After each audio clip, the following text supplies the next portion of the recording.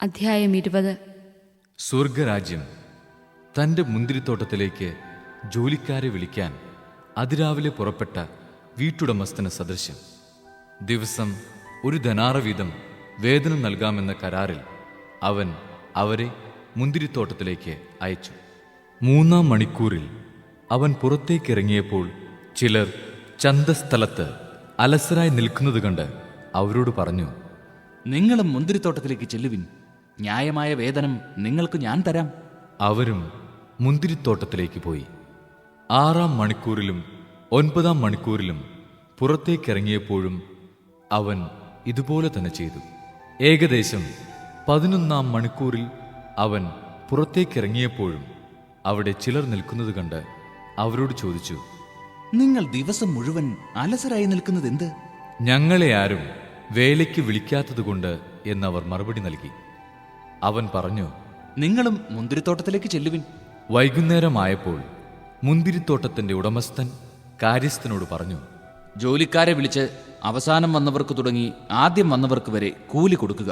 11-ാം മണിക്കൂറിൽ വന്നവർക്ക് ഓരോ ധനാറ് ലഭിച്ചു. തങ്ങൾക്ക് കൂടുതൽ ലഭിക്കുമെന്ന് ആദ്യം വന്നവർ വിചാരിച്ചു. എന്നാൽ അവർക്കും ഓരോ ധനാറ് തന്നെ കിട്ടി. അത് വാങ്ങുമ്പോൾ അവർ വീട്ടുടമസ്ഥനെതിരെ പിറുപിറുത്തു. അവസാനം വന്ന ഇവർ 1 മണിക്കൂറേ ജോലി ചെയ്തുള്ളൂ. എന്നിട്ടും പകലിന്റെ അധ്വാനവും ചൂടും സഹിച്ച ഞങ്ങളോട് അവരെ നീ തുല്യരാക്കിയല്ലോ. അവൻ അവരിൽ ഒരുവനോട് ഇങ്ങനെ മറുപടി പറഞ്ഞു, സ്നേഹിത, ഞാൻ നിന്നോട് ഒരനീതിയും ചെയ്യുന്നില്ല. 1 ധനാറയ്ക്കല്ലേ നീ എന്നോട് സമ്മതിച്ചിരുന്നത്? നിനക്ക് അവകാശപ്പെട്ടത് വാങ്ങിക്കൊണ്ട് പോയിക്കൊള്ളുക. അവസാനം വന്ന ഇവനും നിനക്ക് നൽകിയതുപോലെ തന്നെ കൊടുക്കാനാണ് എനിക്കിഷ്ടം. എന്റെ വസ്തുവകകൾ കൊണ്ട് എനിക്കിഷ്ടമുള്ളത് ചെയ്യാൻ പാടില്ലെന്ന്. ഞാൻ നല്ലവനായതുകൊണ്ട് നീ എന്തിനസൂയപ്പെടുന്നു? ഇപ്രകാരം പിമ്പന്മാർ മുമ്പന്മാരും മുമ്പന്മാർ പിമ്പന്മാരുമാകും.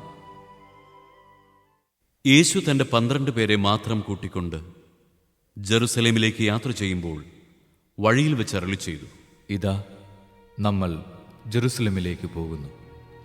മനുഷ്യപുത്രൻ പ്രധാന പുരോഹിതന്മാർക്കും നിയമജ്ഞന്മാർക്കും ഏൽപ്പിക്കപ്പെടും.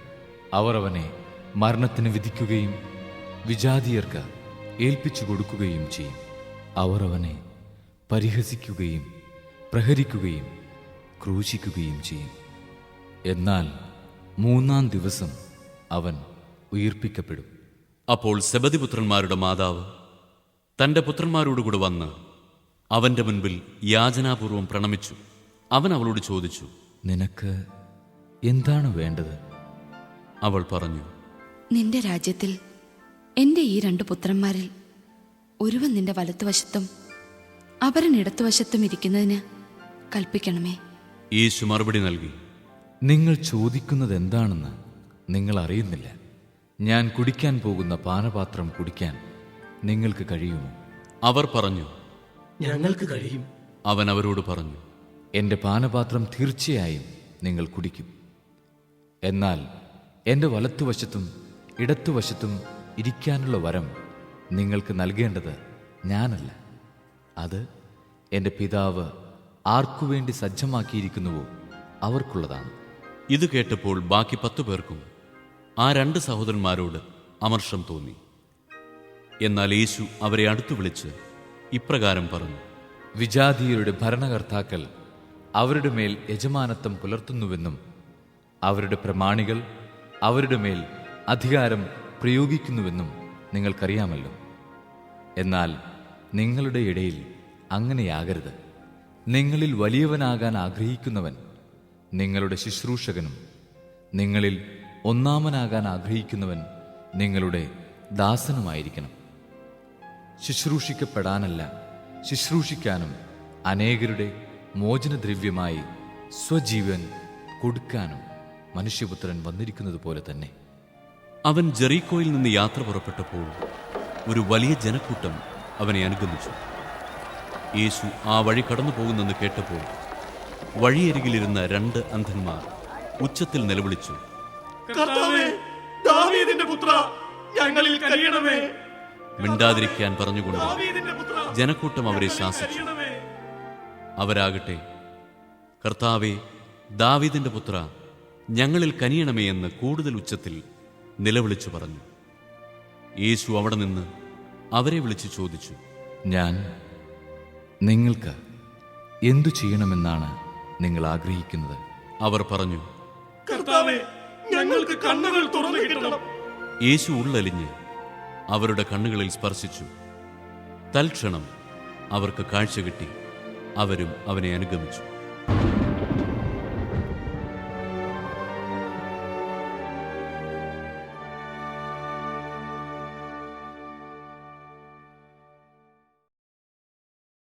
അധ്യായം 21. അവർ ജെറുസലേമിനെ സമീപിക്കവേ ഒലിവുമലയ്ക്കരികെയുള്ള ബത്ഫഗയിലെത്തി. അപ്പോൾ യേശു തന്റെ 2 ശിഷ്യന്മാരെ ഇപ്രകാരം നിർദ്ദേശിച്ചയച്ചു: എതിരെ കാണുന്ന ഗ്രാമത്തിലേക്ക് പോകുവിൻ. അവിടെ ഒരു കഴുതയെയും അടുത്ത് അതിൻ്റെ കുട്ടിയെയും കെട്ടിയിരിക്കുന്നത് ഉടനെ നിങ്ങൾ കാണും. അവയെ അഴിച്ച് എൻ്റെ അടുക്കൽ കൊണ്ടുവരിക. ആരെങ്കിലും നിങ്ങളോട് എന്തെങ്കിലും ചോദിച്ചാൽ കർത്താവിന് അവയെക്കൊണ്ട് ആവശ്യമുണ്ടെന്ന് പറയുക. അവൻ ഉടനെ തന്നെ അവയെ വിട്ടുതരും. പ്രവാചകൻ വഴി പറയപ്പെട്ട വചനം പൂർത്തിയാകാനാണ് ഇത് സംഭവിച്ചത്. സിയോൻ പുത്രിയോട് പറയുക, ഇതാ നിന്റെ രാജാവ് വിനയാന്വിതനായി കഴുതയുടെയും കഴുതക്കുട്ടിയുടെയും പുറത്ത് നിന്റെ അടുത്തേക്ക് വരുന്നു. ശിഷ്യന്മാർ പോയി യേശു കൽപ്പിച്ചതുപോലെ ചെയ്തു.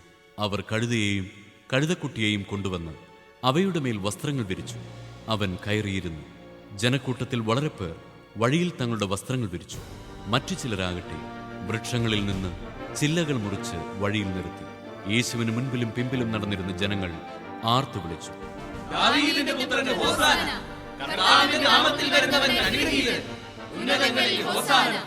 അവൻ ജെറുസലേമിൽ പ്രവേശിച്ചപ്പോൾ നഗരം മുഴുവൻ ഇളകിവശാൽ, ആരാണിവൻ എന്ന് ചോദിച്ചു.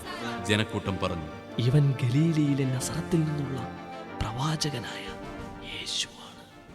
യേശു ദേവാലയത്തിൽ പ്രവേശിച്ച് അവിടെ ക്രയവിക്രയം ചെയ്തുകൊണ്ടിരുന്നവരെയെല്ലാം പുറത്താക്കി. നാണയമാറ്റക്കാരുടെ മേശകളും പ്രാവു വിൽപ്പനക്കാരുടെ ഇരിപ്പിടങ്ങളും അവൻ തട്ടിമറിച്ചു. അവൻ അവരോട് പറഞ്ഞു, എൻ്റെ ഭവനം പ്രാർത്ഥനാലയം എന്ന് വിളിക്കപ്പെടുമെന്ന് എഴുതപ്പെട്ടിരിക്കുന്നു. നിങ്ങളോ അത് കവർച്ചക്കാരുടെ ഗുഹയാക്കുന്നു. അന്ധന്മാരും മുടന്തന്മാരും ദേവാലയത്തിൽ അവന്റെ അടുത്തെത്തി. അവൻ അവരെ സുഖപ്പെടുത്തി. അവൻ ചെയ്ത വിസ്മയകരമായ പ്രവൃത്തികളെയും ദാവീദിന്റെ പുത്രന് ഹോസാന എന്ന് ഉദ്ഘോഷിച്ച് ദേവാലയത്തിൽ ആർപ്പ് വിളിക്കുന്ന കുട്ടികളെയും കണ്ടപ്പോൾ പ്രധാന പുരോഹിതന്മാരും നിയമജ്ഞരും രോഷാകുലരായി. അവർ അവനോട് പറഞ്ഞു, ഇവരെന്താണ് പറയുന്നതെന്ന് നീ കേൾക്കുന്നില്ലേ? യേശു പ്രതിവചിച്ചു, ഉവ്വ്, ശിശുക്കളുടെയും മുലകുടിക്കുന്നവരുടെയും അധരങ്ങളിൽ നീ സ്തുതിയൊരുക്കി എന്ന് നിങ്ങൾ ഒരിക്കലും വായിച്ചിട്ടില്ലേ? അനന്തരം അവൻ അവരെ വിട്ട് നഗരത്തിൽ നിന്ന് ബഥാനിയായിലേക്ക് പോയി അവിടെ താമസിച്ചു. പ്രഭാതത്തിൽ നഗരത്തിലേക്ക് പോകുമ്പോൾ അവൻ വിശന്നു. വഴിയരികിൽ ഒരു അത്തിവൃക്ഷം കണ്ട് അവൻ അതിൻ്റെ അടുത്തെത്തി. എന്നാൽ അതിൽ ഇലകളല്ലാതെ ഒന്നും കണ്ടില്ല. അവൻ അതിനോട് പറഞ്ഞു, ഇനി ഒരിക്കലും നിന്നിൽ ഫലങ്ങളുണ്ടാകാതിരിക്കട്ടെ. ആ നിമിഷം തന്നെ ആ അത്തിവൃക്ഷം ഉണങ്ങിപ്പോയി. ഇത് കണ്ട് ശിഷ്യന്മാർ അത്ഭുതപ്പെട്ടു. ആ അത്തിവൃക്ഷം ഇത്ര വേഗം ഉണങ്ങിപ്പോയതെങ്ങനെ എന്ന് ചോദിച്ചു.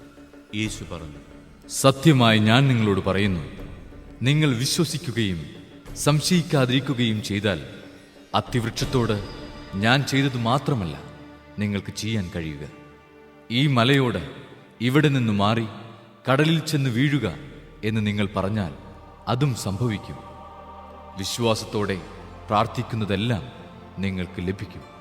അവൻ ദേവാലയത്തിലെത്തി പഠിപ്പിച്ചുകൊണ്ടിരിക്കുമ്പോൾ പ്രധാന പുരോഹിതന്മാരും ജനപ്രമാണികളും അവനെ സമീപിച്ച് ചോദിച്ചു, എന്തധികാരത്താലാണ് നീ ഇതൊക്കെ ചെയ്യുന്നത്? നിനക്ക് ഈ അധികാരം നൽകിയത് ആരാണ്? യേശു പറഞ്ഞു, ഞാൻ നിങ്ങളോട് ഒന്ന് ചോദിക്കട്ടെ. നിങ്ങൾ എന്നോട് ഉത്തരം പറഞ്ഞാൽ എന്തധികാരത്താലാണ് ഞാൻ ഇവയൊക്കെ ചെയ്യുന്നതെന്ന് നിങ്ങളോട് പറയാം. യോഹന്നാന്റെ ജ്ഞാനസ്നാനം എവിടെ നിന്നായിരുന്നു? സ്വർഗത്തിൽ നിന്നോ മനുഷ്യരിൽ നിന്നോ? അവർ പരസ്പരം ആലോചിച്ചു. സ്വർഗത്തിൽ നിന്ന് എന്ന് നാം പറഞ്ഞാൽ പിന്നെ എന്തുകൊണ്ട് നിങ്ങൾ അവനെ വിശ്വസിച്ചില്ല എന്നവൻ ചോദിക്കും. മനുഷ്യരിൽ നിന്ന് എന്ന് പറഞ്ഞാലോ നാം ജനക്കൂട്ടത്തെ ഭയപ്പെടുന്നു. എന്തെന്നാൽ എല്ലാവരും യോഹന്നാനെ ഒരു പ്രവാചകനായി പരിഗണിക്കുന്നു. അതിനാൽ അവർ യേശുവിനോട് മറുപടി പറഞ്ഞു, ഞങ്ങൾക്ക് അറിഞ്ഞുകൂടാ.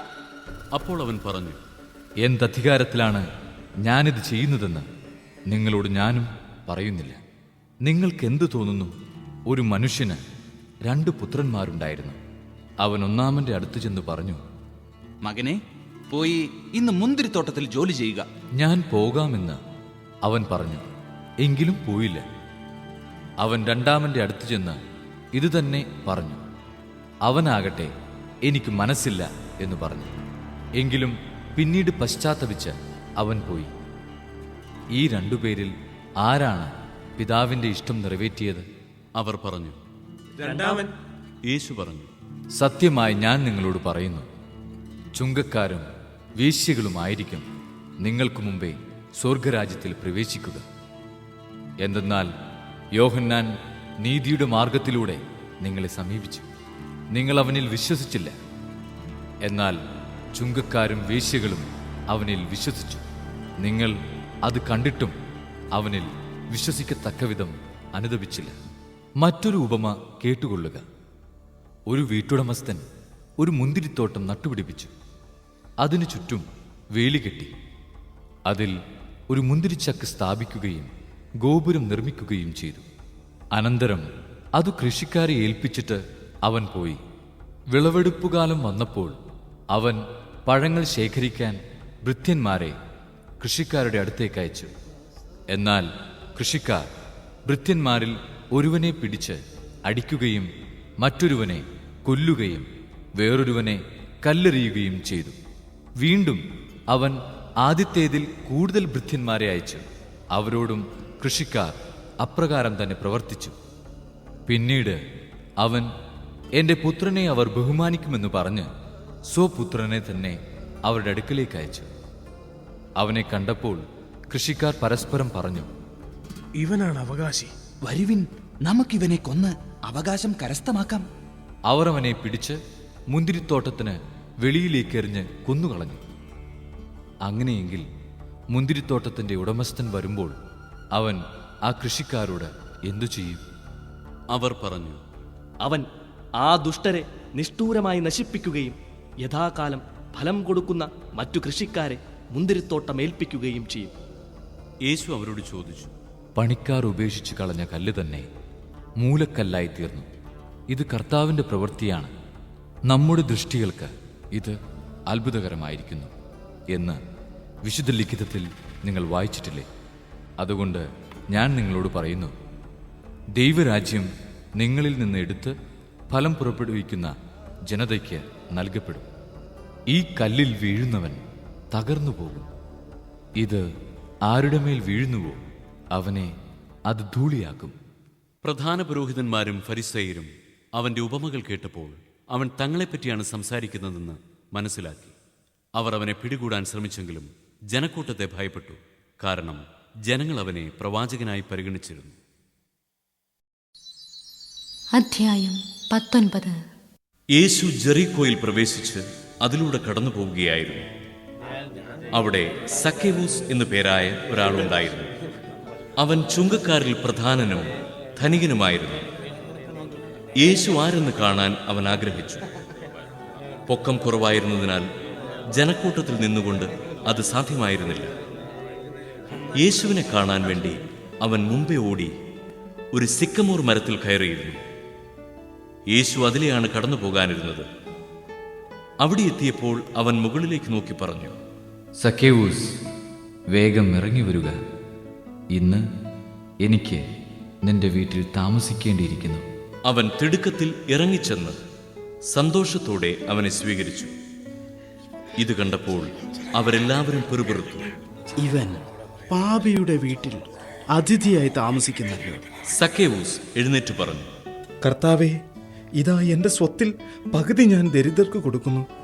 ആരുടെയെങ്കിലും വക വഞ്ചിച്ചെടുത്തിട്ടുണ്ടെങ്കിൽ 4 ഇരട്ടിയായി തിരിച്ചു കൊടുക്കുന്നു. യേശു അവനോട് പറഞ്ഞു, ഇന്ന് ഈ ഭവനത്തിന് രക്ഷ ലഭിച്ചിരിക്കുന്നു. ഇവനും അബ്രാഹത്തിന്റെ പുത്രനാണ്. നഷ്ടപ്പെട്ടു പോയതിനെ കണ്ടെത്തി രക്ഷിക്കാനാണ് മനുഷ്യപുത്രൻ വന്നിരിക്കുന്നത്. അവർ ഇത് കേട്ടുകൊണ്ടിരിക്കുമ്പോൾ അവൻ തുടർന്ന് ഒരു ഉപമ പറഞ്ഞു. കാരണം അവൻ ജെറുസലേമിന് സമീപത്തായിരുന്നു. ദൈവരാജ്യം ഉടൻ വന്നു ചേരുമെന്ന് അവർ വിചാരിക്കുകയും ചെയ്തിരുന്നു. അവൻ പറഞ്ഞു, ഒരു പ്രഭു രാജപദവി സ്വീകരിച്ച് തിരിച്ചു വരാൻ വേണ്ടി ദൂരദേശത്തേക്ക് പോയി. അവൻ ഭൃത്യന്മാരിൽ 10 പേരെ വിളിച്ച് 10 നാണയങ്ങൾ അവരെ ഏൽപ്പിച്ചുകൊണ്ട് പറഞ്ഞു, ഞാൻ തിരിച്ചു വരുന്നതുവരെ നിങ്ങൾ ഇതുകൊണ്ട് വ്യാപാരം ചെയ്യുവിൻ. അവൻ്റെ പൗരന്മാർ അവനെ വെറുത്തിരുന്നു. ഈ മനുഷ്യൻ ഞങ്ങളെ ഭരിക്കാൻ ഞങ്ങൾ ഇഷ്ടപ്പെടുന്നില്ല എന്ന നിവേദനവുമായി അവർ ഒരു പ്രതിനിധി സംഘത്തെ അവൻ്റെ പിന്നാലെ അയച്ചു. എന്നാൽ അവൻ രാജപദവി സ്വീകരിച്ച് തിരിച്ചു വന്നു. താൻ പണം ഏൽപ്പിച്ചിരുന്ന ഭൃത്യന്മാർ വ്യാപാരം ചെയ്ത് എന്തു സമ്പാദിച്ചുവെന്ന് അറിയുന്നതിന് അവരെ വിളിക്കാൻ അവൻ കൽപ്പിച്ചു. ഒന്നാമൻ വന്ന് പറഞ്ഞു, യജമാനനെ, നീ തന്ന നാണയം 10 കൂടി നേടിയിരിക്കുന്നു. അവൻ പറഞ്ഞു, കൊള്ളാം, നല്ലവനായ ഭൃത്യ, ചെറിയ കാര്യങ്ങളിൽ വിശ്വസ്തനായിരുന്നതുകൊണ്ട് 10 നഗരങ്ങളുടെ മേൽ നീ അധികാരിയായിരിക്കും. രണ്ടാമൻ വന്ന് പറഞ്ഞു, യജമാനനെ, നീ തന്ന നാണയം 5 കൂടി നേടിയിരിക്കുന്നു. യജമാനൻ അവനോട് പറഞ്ഞു, 5 നഗരങ്ങളുടെ മേൽ നീ അധികാരിയായിരിക്കും. വേറൊരുവൻ വന്നു പറഞ്ഞു, യജമാനെ, ഞാൻ തുണിയിൽ പൊതിഞ്ഞു സൂക്ഷിച്ചിരുന്ന നിന്റെ നാണയം ഇതാ. നിന്നെ എനിക്ക് ഭയമായിരുന്നു. കാരണം നീ കർക്കശനും വയ്ക്കാത്തത് എടുക്കുന്നവനും വിതയ്ക്കാത്തത് കൊയ്യുന്നവനുമാണ്. അവൻ പറഞ്ഞു, ദുഷ്ടഭൃത്യ, നിന്റെ വാക്കുകൊണ്ട് തന്നെ നിന്നെ ഞാൻ വിധിക്കും. ഞാൻ കർക്കശനും വയ്ക്കാത്തത് എടുക്കുന്നവനും വിതയ്ക്കാത്തത് കൊയ്യുന്നവനുമാണെന്ന് നീ അറിഞ്ഞിരുന്നല്ലോ. പിന്നെ നീ എന്തുകൊണ്ട് പണമിടപാടുകാരെ എൻ്റെ പണം ഏൽപ്പിച്ചില്ല? എങ്കിൽ ഞാൻ മടങ്ങി വന്നപ്പോൾ പലിശയോടുകൂടെ അത് തിരിച്ചു വാങ്ങുമായിരുന്നില്ലേ? അവൻ ചുറ്റും നിന്നിരുന്നവരോട് പറഞ്ഞു, അവനിൽ നിന്ന് ആ നാണയമെടുത്ത് 10 നാണയമുള്ളവന് കൊടുക്കുക. അവർ അവനോട് പറഞ്ഞു, യജമാനനെ, അവന് 10 നാണയമുണ്ടല്ലോ. ഞാൻ നിങ്ങളോട് പറയുന്നു, ഉള്ളവന് കൊടുക്കപ്പെടും, ഇല്ലാത്തവനിൽ നിന്ന് ഉള്ളതുപോലും എടുക്കപ്പെടും. ഞാൻ ഭരിക്കുന്നത് ഇഷ്ടമില്ലാതിരുന്ന എൻ്റെ ശത്രുക്കളെ ഇവിടെ കൊണ്ടുവന്ന് എൻ്റെ മുമ്പിൽ വച്ച് കൊന്നുകളയുവിൻ. അവനിത് പറഞ്ഞതിനു ശേഷം ജെറുസലേമിലേക്കുള്ള യാത്ര തുടർന്നു. ഒലിവ് മലക്കരികെയുള്ള ബെത്ഫഗെ, ബഥാനിയ എന്നീ സ്ഥലങ്ങളെ സമീപിച്ചപ്പോൾ അവൻ 2 ശിഷ്യന്മാരെ ഇപ്രകാരം നിർദ്ദേശിച്ചയച്ചു: എതിരെ കാണുന്ന ഗ്രാമത്തിലേക്ക് പോകുവിൻ. അവിടെ ചെല്ലുമ്പോൾ ആരും ഒരിക്കലും കയറിയിട്ടില്ലാത്ത ഒരു കഴുതക്കുട്ടിയെ കെട്ടിയിരിക്കുന്നത് കാണും. അതിനെ അഴിച്ചുകൊണ്ടുവരിക. നിങ്ങൾ അതിനെ അഴിക്കുന്നത് എന്തിനെന്ന് ആരെങ്കിലും ചോദിച്ചാൽ, കർത്താവിന് അതിനെക്കൊണ്ട് ആവശ്യമുണ്ട് എന്ന് പറയുക. അയക്കപ്പെട്ടവർ പോയി യേശു പറഞ്ഞതുപോലെ കണ്ടു. അവർ കഴുതക്കുട്ടി അഴിക്കുമ്പോൾ അതിൻ്റെ ഉടമസ്ഥർ അവരോട് ചോദിച്ചു, നിങ്ങൾ എന്തിനാണ് കഴുതക്കുട്ടിയെ അഴിക്കുന്നത്? അവർ പറഞ്ഞു, കർത്താവിന് ഇതിനെ കൊണ്ട് ആവശ്യമുണ്ട്. അവർ അതിനെ യേശുവിൻ്റെ അടുക്കൽ കൊണ്ടുവന്നു. തങ്ങളുടെ വസ്ത്രങ്ങൾ കഴുതക്കുട്ടിയുടെ പുറത്ത് വിരിച്ച് അവർ യേശുവിനെ ഇരുത്തി. അവൻ കടന്നു പോകുമ്പോൾ അവർ വഴിയിൽ തങ്ങളുടെ വസ്ത്രങ്ങൾ വിരിച്ചു. അവൻ പട്ടണത്തോടടുത്ത് ഒലിവ് മലയുടെ ചരിവിന് സമീപത്തെത്തിയപ്പോൾ ശിഷ്യഗണം മുഴുവൻ സന്തോഷിച്ച് തങ്ങൾ കണ്ട എല്ലാ അത്ഭുത പ്രവൃത്തികളെയും പറ്റി ഉച്ചത്തിൽ ദൈവത്തെ സ്തുതിക്കാൻ തുടങ്ങി.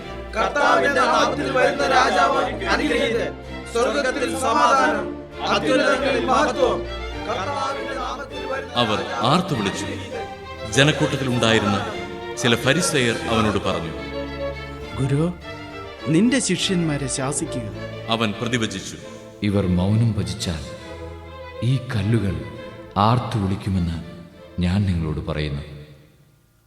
അവൻ അടുത്തു വന്ന് പട്ടണം കണ്ടപ്പോൾ അതിനെക്കുറിച്ച് വിലപിച്ചുകൊണ്ട് പറഞ്ഞു, സമാധാനത്തിനുള്ള മാർഗങ്ങൾ ഈ ദിവസത്തിലെങ്കിലും നീ അറിഞ്ഞിരുന്നെങ്കിൽ. എന്നാൽ അവ ഇപ്പോൾ നിന്റെ ദൃഷ്ടിയിൽ നിന്ന് മറയ്ക്കപ്പെട്ടിരിക്കുന്നു. ശത്രുക്കൾ നിനക്ക് ചുറ്റും പാളയമടിച്ച് നിന്നെ വളയുകയും എല്ലാ ഭാഗത്തു നിന്ന് നിന്നെ ഞെരുക്കുകയും ചെയ്യുന്ന ദിവസങ്ങൾ വരും. നിന്നെയും നിന്റെ മക്കളെയും നശിപ്പിക്കുകയും നിന്നിൽ കല്ലിന്മേൽ കല്ല് ശേഷിപ്പിക്കാതിരിക്കുകയും ചെയ്യും. എന്തെന്നാൽ നിന്റെ സന്ദർശന ദിനം നീ അറിഞ്ഞില്ല. അനന്തരം അവൻ ദേവാലയത്തിൽ പ്രവേശിച്ച് അവിടെ കച്ചവടം നടത്തിക്കൊണ്ടിരുന്നവരെ പുറത്താക്കാൻ തുടങ്ങി. അവൻ അവരോട് പറഞ്ഞു, എൻ്റെ ആലയം പ്രാർത്ഥനാലയമെന്ന് എഴുതപ്പെട്ടിരിക്കുന്നു. നിങ്ങളോ അതിനെ കവർച്ചക്കാരുടെ ഗുഹയായി മാറ്റിയിരിക്കുന്നു. അവൻ ദിവസവും ദേവാലയത്തിൽ പഠിപ്പിച്ചിരുന്നു. പുരോഹിത പ്രമുഖന്മാരും നിയമജ്ഞരും ജനപ്രമാണികളും അവനെ നശിപ്പിക്കാൻ മാർഗമന്വേഷിച്ചു കൊണ്ടിരുന്നു. എന്നാൽ അവർക്ക് ഒന്നും ചെയ്യാൻ കഴിഞ്ഞില്ല. കാരണം ജനങ്ങളെല്ലാം അവന്റെ വാക്കുകളിൽ മുഴുകി അവനെ വിട്ടുപോകാതെ നിന്നു. അധ്യായം 11. അവർ ജെറുസലേമിനെ സമീപിക്കുകയായിരുന്നു. ഒലിവുമലയ്ക്ക് സമീപമുള്ള ബത്ഫഗെ, ബഥാനിയ എന്നീ സ്ഥലങ്ങൾക്കടുത്തെത്തിയപ്പോൾ അവൻ 2 ശിഷ്യന്മാരെ അയച്ചുകൊണ്ട് പറഞ്ഞു, എതിരെ കാണുന്ന ഗ്രാമത്തിലേക്ക് ചെല്ലുവിൻ.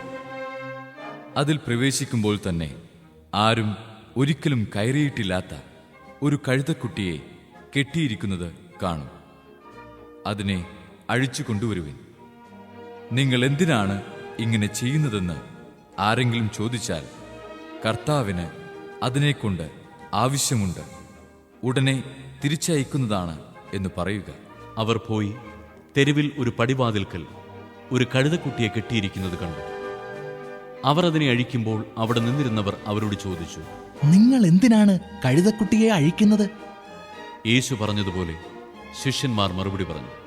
അതിനെ കൊണ്ടുപോകാൻ അവർ അനുവദിച്ചു. അവർ കഴുതക്കുട്ടിയെ യേശുവിൻ്റെ അടുത്ത് കൊണ്ടുവന്ന് അതിൻ്റെ പുറത്ത് തങ്ങളുടെ വസ്ത്രങ്ങൾ വിരിച്ചു. അവൻ കയറിയിരുന്നു. വളരെ പേർ തെരുവീഥിയിൽ തങ്ങളുടെ വസ്ത്രങ്ങൾ വിരിച്ചു. മറ്റുള്ളവർ വയലിൽ നിന്ന് പച്ചിലക്കൊമ്പുകൾ മുറിച്ചു നിരത്തി.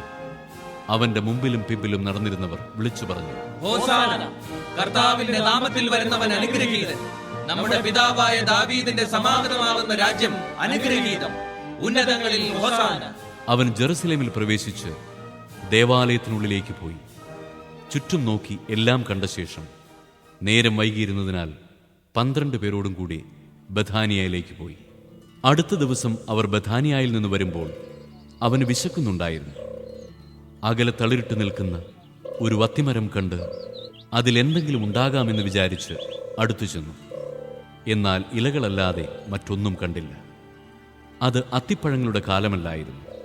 അവൻ പറഞ്ഞു, ആരും ഇനിയൊരിക്കലും നിന്നിൽ നിന്ന് പഴം തിന്നാതിരിക്കട്ടെ.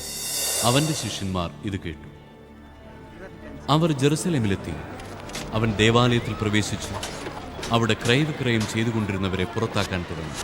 നാണയമാറ്റക്കാരുടെ മേശകളും പ്രാവ് വിൽപ്പനക്കാരുടെ ഇരിപ്പിടങ്ങളും അവൻ തട്ടിമറിച്ചു. ദേവാലയത്തിലൂടെ പാത്രങ്ങൾ ചുമന്നുകൊണ്ടുപോകാൻ ആരെയും അവൻ അനുവദിച്ചില്ല. അവൻ അവരെ പഠിപ്പിച്ചു. എൻ്റെ ഭവനം എല്ലാ ജനതകൾക്കുമുള്ള പ്രാർത്ഥനാലയം എന്ന് വിളിക്കപ്പെടുമെന്ന് എഴുതപ്പെട്ടിട്ടില്ലേ? നിങ്ങളതിനെ കവർച്ചക്കാരുടെ ഗുഹയാക്കി തീർത്തിരിക്കുന്നു. ഇത് കേട്ടപ്പോൾ പ്രധാന പുരോഹിതന്മാരും നിയമജ്ഞരും അവനെ നശിപ്പിക്കാൻ മാർഗമന്വേഷിച്ചു. കാരണം അവനെ അവർ ഭയപ്പെട്ടു. ജനങ്ങളെല്ലാം അവന്റെ പ്രബോധനങ്ങളെക്കുറിച്ച് വിസ്മയിച്ചിരുന്നു. വൈകുന്നേരമായപ്പോൾ അവർ നഗരത്തിന് വെളിയിലേക്ക് പോയി. അവർ രാവിലെ അത്തിമരത്തിന്റെ സമീപത്തുകൂടെ കടന്നു പോകുമ്പോൾ അത് സമൂലം ഉണങ്ങിപ്പോയിരിക്കുന്നത് കണ്ടു. അപ്പോൾ പത്രോസ് അവനെ അനുസ്മരിപ്പിച്ചു. ഗുരു, നോക്കൂ, നീ ശപിച്ച അത്തിമരം ഉണങ്ങിപ്പോയിരിക്കുന്നു. യേശു പ്രതിവചിച്ചു, ദൈവത്തിൽ വിശ്വസിക്കുക. സത്യമായി ഞാൻ നിങ്ങളോട് പറയുന്നു, ആരെങ്കിലും ഈ മലയോട് ഇവിടെ നിന്ന് മാറി കടലിൽ ചെന്ന് വീഴുക എന്ന് പറയുകയും ഹൃദയത്തിൽ ശങ്കിക്കാതെ താൻ പറയുന്നത് സംഭവിക്കുമെന്ന് വിശ്വസിക്കുകയും ചെയ്താൽ അവന് അത് സാധിച്ചു കിട്ടും. അതിനാൽ ഞാൻ പറയുന്നു, പ്രാർത്ഥിക്കുകയും യാചിക്കുകയും ചെയ്യുന്ന എന്തും ലഭിക്കുമെന്ന് വിശ്വസിക്കുവിൻ, നിങ്ങൾക്ക് ലഭിക്കുക തന്നെ ചെയ്യും. നിങ്ങൾ പ്രാർത്ഥിക്കുമ്പോൾ നിങ്ങൾക്ക് ആരോടെങ്കിലും എന്തെങ്കിലും വിരോധമുണ്ടെങ്കിൽ അത് ക്ഷമിക്കുവിൻ. അപ്പോൾ സ്വർഗത്തിലുള്ള നിങ്ങളുടെ പിതാവ് നിങ്ങളുടെ തെറ്റുകൾ ക്ഷമിക്കും. അവർ വീണ്ടും ജെറുസലേമിൽ വന്നു. അവൻ ദേവാലയത്തിലൂടെ നടക്കുമ്പോൾ പ്രധാന പുരോഹിതന്മാരും നിയമജ്ഞരും ജനപ്രമാണികളും അവന്റെ അടുത്തെത്തി. അവർ അവനോട് ചോദിച്ചു, എന്തധികാരത്തിലാണ് നീ ഇവയൊക്കെ ചെയ്യുന്നത്? ഇവ പ്രവർത്തിക്കുന്നതിന് ആരാണ് നിനക്ക് അധികാരം നൽകിയത്? യേശു പറഞ്ഞു, ഞാൻ നിങ്ങളോട് ഒരു കാര്യം ചോദിക്കാം, എന്നോട് ഉത്തരം പറയൂ. എന്തധികാരത്താലാണ് ഞാനിവ ചെയ്യുന്നതെന്ന് അപ്പോൾ പറയാം. യോഹന്നാന്റെ ജ്ഞാനസ്നാനം സ്വർഗത്തിൽ നിന്നോ മനുഷ്യരിൽ നിന്നോ? ഉത്തരം പറയുവിൻ. അവർ പരസ്പരം ആലോചിച്ചു. സ്വർഗത്തിൽ നിന്നെന്ന് പറഞ്ഞാൽ പിന്നെ എന്തുകൊണ്ട് നിങ്ങൾ അവനെ വിശ്വസിച്ചില്ല എന്നവൻ ചോദിക്കും. മനുഷ്യരിൽ നിന്ന് എന്ന് പറയാൻ അവർക്ക് ജനങ്ങളെ ഭയമായിരുന്നു. കാരണം യോഹന്നാൻ യഥാർത്ഥത്തിൽ ഒരു പ്രവാചകനാണെന്ന് എല്ലാവരും കരുതിയിരുന്നു. അതിനാൽ അവർ യേശുവിനോട് പറഞ്ഞു, ഞങ്ങൾക്ക് അറിഞ്ഞുകൂടാ. അപ്പോൾ യേശു പറഞ്ഞു, എന്തധികാരത്താലാണ് ഞാനിവ ചെയ്യുന്നതെന്ന് ഞാനും നിങ്ങളോട് പറയുന്നില്ല. അധ്യായം 12. മരിച്ചവരിൽ നിന്ന് താൻ ഉയർപ്പിച്ച ലാസർ താമസിച്ചിരുന്ന ബഥാനിയയിലേക്ക് പെസഹായ്ക്ക് 6 ദിവസം മുൻപ് യേശു വന്നു. അവർ അവന് അത്താഴമൊരുക്കി. മർത്ത പരിചരിച്ചു. അവനോടുകൂടെ ഭക്ഷണത്തിനിരുന്നവരിൽ ലാസറുമുണ്ടായിരുന്നു. മറിയം വിലയേറിയതും ശുദ്ധവുമായ ഒരു കുപ്പി നാർദിൻ സുഗന്ധതൈലമെടുത്ത് യേശുവിൻ്റെ പാദങ്ങളിൽ പൂശുകയും തൻ്റെ തലമുടി കൊണ്ട് അവൻ്റെ പാദങ്ങൾ തുടയ്ക്കുകയും ചെയ്തു. തൈലത്തിൻ്റെ പരിമളം കൊണ്ട് വീട് നിറഞ്ഞു. അവൻ്റെ ശിഷ്യന്മാരിൽ ഒരുവനും അവനെ ഒറ്റിക്കൊടുക്കുവാനിരുന്നവനുമായ യൂദാസ് കറിയോത്ത പറഞ്ഞു, എന്തുകൊണ്ട് ഈ തൈലം 3 ദനാറയ്ക്ക് വിറ്റ് ദരിദ്രർക്ക് കൊടുത്തില്ല? അവനിത് പറഞ്ഞത് അവന് ദരിദ്രരോട് പരിഗണന ഉണ്ടായിരുന്നതുകൊണ്ടല്ല, പ്രത്യുത അവനൊരു കള്ളനായിരുന്നതുകൊണ്ടും പണസഞ്ചി അവൻ്റെ കയ്യിലായിരുന്നതുകൊണ്ടും അതിൽ വീഴുന്നതിൽ നിന്ന് അവൻ എടുത്തിരുന്നതുകൊണ്ടുമാണ്. യേശു പറഞ്ഞു, അവളെ തടയേണ്ട. എൻ്റെ ശവസംസ്കാര ദിനത്തിനായി ഇത് ചെയ്തുവെന്ന് അവൾ കരുതിക്കൊള്ളട്ടെ. ദരിദ്രർ എപ്പോഴും നിങ്ങളോട് കൂടെയുണ്ട്. ഞാൻ എപ്പോഴും നിങ്ങളോടൊത്തുണ്ടായിരിക്കുകയില്ല. അവൻ അവിടെ ഉണ്ടെന്നറിഞ്ഞ് വലിയൊരു ഗണം യഹൂദർ അവിടേക്ക് വന്നു. അവർ വന്നത് യേശുവിനെ ഉദ്ദേശിച്ചു മാത്രമല്ല, അവൻ മരിച്ചവരിൽ നിന്ന് ഉയർപ്പിച്ച ലാസറിനെ കാണാൻ കൂടിയാണ്. ലാസറിനെ കൂടി കൊല്ലാൻ പുരോഹിത പ്രമുഖന്മാർ ആലോചിച്ചു. എന്തെന്നാൽ അവൻ നിമിത്തം യഹൂദരിൽ വളരെ പേർ അവരെ വിട്ട് യേശുവിൽ വിശ്വസിച്ചിരുന്നു. അടുത്ത ദിവസം തിരുനാളിന് വന്നുകൂടിയ ഒരു വലിയ ജനക്കൂട്ടം യേശു ജെറുസലേമിലേക്ക് വരുന്നെന്ന് കേട്ട് ഈന്തപ്പനയുടെ കൈകളെടുത്തുകൊണ്ട് അവനെ എതിരേൽക്കാൻ പുറപ്പെട്ടു. അവർ വിളിച്ചു പറഞ്ഞു, കർത്താവിന്റെ നാമത്തിൽ വരുന്നവനും ഇസ്രായേലിന്റെ രാജാവുമായവൻ വാഴ്ത്തപ്പെട്ടവൻ. യേശു ഒരു കഴുതക്കുട്ടിയെ കണ്ട് അതിൻ്റെ പുറത്ത് കയറിയിരുന്നു. സിയോൻ പുത്രി, ഭയപ്പെടേണ്ട, ഇതാ നിന്റെ രാജാവ് കഴുതക്കുട്ടിയുടെ പുറത്ത് എഴുന്നള്ളുന്നുവെന്ന് എഴുതപ്പെട്ടിരിക്കുന്നു. അവൻ്റെ ശിഷ്യന്മാർക്ക് ആദ്യം ഇത് മനസ്സിലായില്ല. എന്നാൽ യേശു മഹത്വം പ്രാപിച്ചപ്പോൾ അവനെപ്പറ്റി ഈ കാര്യങ്ങൾ എഴുതപ്പെട്ടിരുന്നുവെന്നും അവനു വേണ്ടി ഇവയെല്ലാം ചെയ്തുവെന്നും അവർ അനുസ്മരിച്ചു. ലാസറിനെ മരിച്ചവരിൽ നിന്നും ഉയർപ്പിച്ച അവസരത്തിൽ അവനോടൊപ്പം ഉണ്ടായിരുന്ന ജനക്കൂട്ടം അവന് സാക്ഷ്യം നൽകിയിരുന്നു. അവൻ ഈ അടയാളം പ്രവർത്തിച്ചെന്ന് കേട്ടതുകൊണ്ടുകൂടിയാണ് ജനക്കൂട്ടം അവനെ സ്വീകരിക്കുവാൻ വന്നത്. അപ്പോൾ ഫരിസയർ പരസ്പരം പറഞ്ഞു, നമുക്കൊന്നും ചെയ്യാൻ സാധിക്കുന്നില്ലെന്ന് കാണുന്നില്ലേ? നോക്കൂ, ലോകം അവന്റെ പിന്നാലെ പോയി കഴിഞ്ഞു.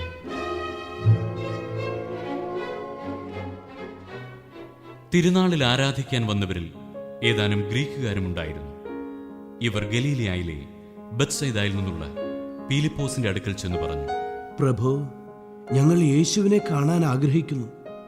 പീലിപ്പോസ് പോയി അന്ത്രയോസിനോട് പറഞ്ഞു. അന്ത്രയോസും പീലിപ്പോസും കൂടി യേശുവിനെ വിവരമറിയിച്ചു. യേശു പറഞ്ഞു, മനുഷ്യപുത്രൻ മഹത്വപ്പെടാനുള്ള സമയമായിരിക്കുന്നു. സത്യം സത്യമായി ഞാൻ നിങ്ങളോട് പറയുന്നു, ഗോതമ്പ് മണി നിലത്തു വീണ് അഴിയുന്നില്ലെങ്കിൽ അത് അതേപടിയിരിക്കും. അഴിയുന്നെങ്കിലോ അത് വളരെ ഫലം പുറപ്പെടുവിക്കും. തൻ്റെ ജീവനെ സ്നേഹിക്കുന്നവൻ അത് നഷ്ടപ്പെടുത്തുന്നു. ഈ ലോകത്തിൽ തൻ്റെ ജീവനെ ദ്വേഷിക്കുന്നവൻ നിത്യജീവനിലേക്ക് അതിനെ കാത്തു സൂക്ഷിക്കും. എന്നെ ശുശ്രൂഷിക്കാൻ ആഗ്രഹിക്കുന്നവൻ എന്നെ അനുഗമിക്കട്ടെ. അപ്പോൾ ഞാൻ ആയിരിക്കുന്നിടത്ത് എൻ്റെ ശുശ്രൂഷകനുമായിരിക്കും. എന്നെ ശുശ്രൂഷിക്കുന്നവനെ പിതാവ് ബഹുമാനിക്കും. ഇപ്പോൾ എൻ്റെ ആത്മാവ് അസ്വസ്ഥമായിരിക്കുന്നു. ഞാനെന്ത് പറയേണ്ടു? പിതാവേ, ഈ മണിക്കൂറിൽ നിന്ന് എന്നെ രക്ഷിക്കണമേ. അല്ല, ഇതിനു വേണ്ടിയാണല്ലോ ഈ മണിക്കൂറിലേക്ക് ഞാൻ വന്നത്.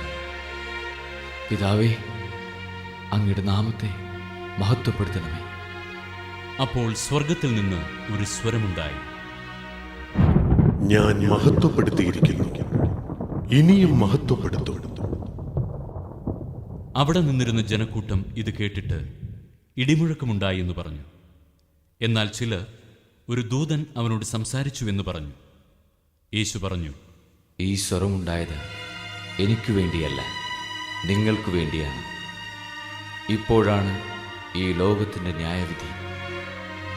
ഇപ്പോൾ ഈ ലോകത്തിൻ്റെ അധികാരി പുറന്തള്ളപ്പെടും. ഞാൻ ഭൂമിയിൽ നിന്ന് ഉയർത്തപ്പെടുമ്പോൾ എല്ലാ മനുഷ്യരെയും എന്നിലേക്ക് ആകർഷിക്കും. അവനിത് പറഞ്ഞത് താൻ ഏതു വിധത്തിലുള്ള മരണമാണ് വരിക്കാൻ പോകുന്നത് എന്ന് സൂചിപ്പിക്കാനാണ്. അപ്പോൾ ജനക്കൂട്ടം അവനോട് ചോദിച്ചു, ക്രിസ്തു എന്നേക്ക് നിലനിൽക്കുന്നെന്നാണല്ലോ നിയമത്തിൽ ഞങ്ങൾ കേട്ടിട്ടുള്ളത്. പിന്നെ മനുഷ്യപുത്രൻ ഉയർത്തപ്പെടേണ്ടിയിരിക്കുന്നു എന്ന് നീ പറയുന്നത് എങ്ങനെ? ആരാണ് ഈ മനുഷ്യപുത്രൻ? യേശു അവരോട് പറഞ്ഞു, അല്പസമയത്തേക്ക് കൂടി പ്രകാശം നിങ്ങളുടെ ഇടയിലുണ്ട്. അന്ധകാരം നിങ്ങളെ കീഴടക്കാതിരിക്കാൻ പ്രകാശമുള്ളപ്പോൾ നടന്നുകൊള്ളുക. അന്ധകാരത്തിൽ നടക്കുന്നവൻ താൻ എവിടേക്കാണ് പോകുന്നതെന്ന് അറിയുന്നില്ല. നിങ്ങൾ പ്രകാശത്തിൻ്റെ മക്കളാകേണ്ടതിന് നിങ്ങൾക്ക് പ്രകാശമുള്ളപ്പോൾ അതിൽ വിശ്വസിക്കുക. ഇത് പറഞ്ഞതിനു ശേഷം യേശു അവരിൽ നിന്ന് പോയി രഹസ്യമായി പാർത്തു. അവൻ വളരെ അടയാളങ്ങൾ അവരുടെ മുമ്പാകെ പ്രവർത്തിച്ചെങ്കിലും അവർ അവനിൽ വിശ്വസിച്ചില്ല. യേശയ്യാ പ്രവാചകൻ പറഞ്ഞ വചനം പൂർത്തിയാകേണ്ടതിനാണിത്. കർത്താവേ, ഞങ്ങളുടെ സന്ദേശം ആര് വിശ്വസിച്ചു? കർത്താവിൻ്റെ ഭുജം ആർക്കാണ് വെളിപ്പെട്ടത്? അതുകൊണ്ട് അവർക്ക് വിശ്വസിക്കാൻ കഴിഞ്ഞില്ല. യേശയ്യ വീണ്ടും പറഞ്ഞിരിക്കുന്നു, അവർ തങ്ങളുടെ കണ്ണുകൾ കൊണ്ട് കാണുകയും ഹൃദയം കൊണ്ട് ഗ്രഹിക്കുകയും അങ്ങനെ അവർ എന്നിലേക്ക് തിരിഞ്ഞ് ഞാൻ അവരെ സുഖപ്പെടുത്തുകയും ചെയ്യാതിരിക്കേണ്ടതിന് അവിടുന്ന് അവരുടെ കണ്ണുകളെ അന്ധമാക്കുകയും ഹൃദയത്തെ കഠിനമാക്കുകയും ചെയ്തു. അവൻ്റെ മഹത്വം കാണുകയോ അവനെപ്പറ്റി സംസാരിക്കുകയും ചെയ്തതുകൊണ്ടാണ് യേശയ്യ ഇങ്ങനെ പ്രസ്താവിച്ചത്. എന്നിട്ടും അധികാരികളിൽ പോലും അനേകർ അവനിൽ വിശ്വസിച്ചു. എന്നാൽ സിനഗോഗിൽ നിന്ന് ബഹിഷ്കൃതരാകാതിരിക്കാൻ വേണ്ടി ഫരിസേയരെ ഭയന്ന് അവർ ആരും അതേറ്റു പറഞ്ഞില്ല. ദൈവത്തിൽ നിന്നുള്ള മഹത്വത്തെക്കാളധികം മനുഷ്യരുടെ പ്രശംസ അവർ അഭിലഷിച്ചു. യേശു ഉച്ചത്തിൽ വിളിച്ചു പറഞ്ഞു, എന്നിൽ വിശ്വസിക്കുന്നവൻ എന്നിലല്ല, എന്നെ അയച്ചവനിലാണ് വിശ്വസിക്കുന്നത്. എന്നെ കാണുന്നവൻ എന്നെ അയച്ചവനെ കാണുന്നു. എന്നിൽ വിശ്വസിക്കുന്നവരാരും അന്ധകാരത്തിൽ വസിക്കാതിരിക്കേണ്ടതിന് ഞാൻ വെളിച്ചമായി ലോകത്തിലേക്ക് വന്നിരിക്കുന്നു. എൻ്റെ വാക്കുകൾ കേൾക്കുന്നവൻ അവ പാലിക്കുന്നില്ലെങ്കിലും ഞാൻ അവനെ വിധിക്കുന്നില്ല. കാരണം ഞാൻ വന്നിരിക്കുന്നത് ലോകത്തെ വിധിക്കാനല്ല, രക്ഷിക്കാനാണ്. എന്നാൽ എന്നെ നിരസിക്കുകയും എൻ്റെ വാക്കുകൾ തിരസ്കരിക്കുകയും ചെയ്യുന്നവന് ഒരു വിധികർത്താവുണ്ട്. ഞാൻ പറഞ്ഞ വചനം തന്നെ അന്ത്യദിനത്തിൽ അവനെ വിധിക്കും. എന്തെന്നാൽ ഞാൻ സ്വമേധയാ അല്ല സംസാരിച്ചത്. ഞാൻ എന്തു പറയണം, എന്തു പഠിപ്പിക്കണമെന്ന് എന്നെ അയച്ച പിതാവ് തന്നെ എനിക്ക് കൽപ്പന നൽകിയിരിക്കുന്നു. അവിടുത്തെ കൽപ്പന നിത്യജീവനാണെന്ന് ഞാൻ അറിയുന്നു. അതിനാൽ ഞാൻ പറയുന്നതെല്ലാം പിതാവ് എന്നോട് കൽപ്പിച്ചതുപോലെ തന്നെയാണ്.